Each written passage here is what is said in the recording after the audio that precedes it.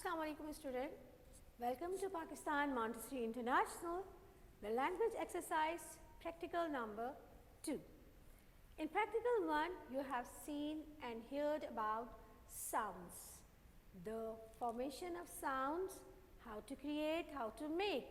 But now in the second practical, without any tool on the board, we are going to inform you about sounds.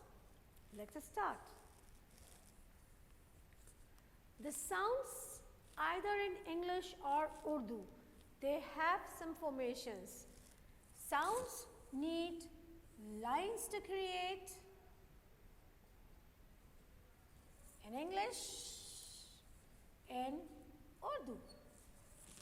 As you are in Pakistan and you need to know about Urdu language as well, so the Urdu sounds are most important, common for you. Before studying the English sounds of phonics, phonogramics and diagramics, I'm going to inform you about Urdu sounds. Urdu sounds.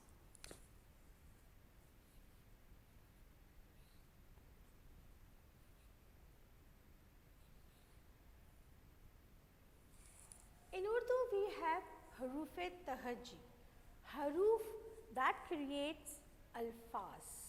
Haruf that create alfaz. So how we are going to make and create alfaz from haruf.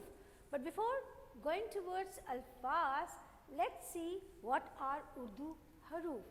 Urdu haruf-e-tahajji. Now let's have some change.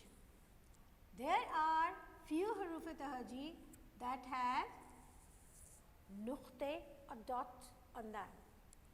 Be.